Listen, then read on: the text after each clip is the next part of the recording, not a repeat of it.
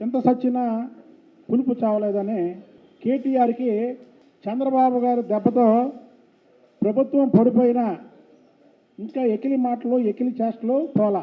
గత తెలంగాణలో ఎన్నికల ముందు చంద్రబాబు గారిని అరెస్ట్ అయితే అక్కడ కార్యక్రమాలు చేస్తుంటే ఆ కార్యక్రమాలని అడ్డుకొని ఎకిలిగా మాట్లాడినటువంటి కేటీఆర్ ఈ రాష్ట్రంలో కాదు పక్క రాష్ట్రంలో చేసుకోండి అని ఒకే ఒక్క మాటకి నీ ప్రభుత్వం గొప్ప కూలిపోయింది.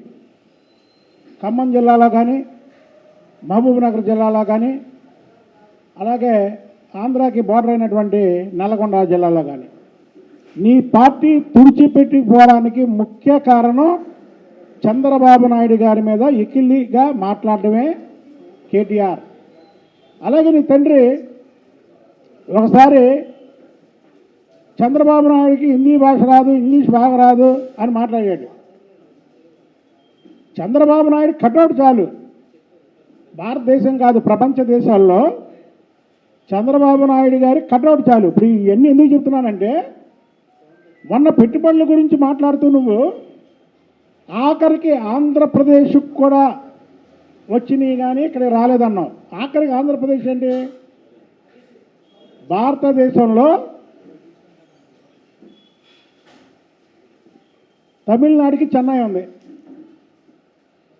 తెలంగాణకి హైదరాబాద్ ఉంది, పశ్చిమ బెంగాల్కి కలకత్తా ఉంది, మహారాష్ట్రకి ముంబై ఉంది, కర్ణాటకకి బెంగళూరు ఉంది. కానీ ఆంధ్రప్రదేశ్కి చంద్రబాబు నాయుడు అనే బ్రాండ్ ఉంది.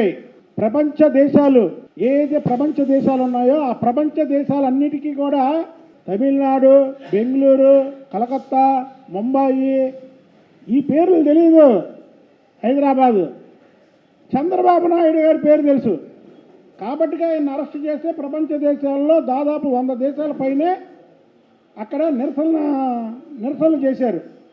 అది చంద్రబాబు గారి స్టామినా.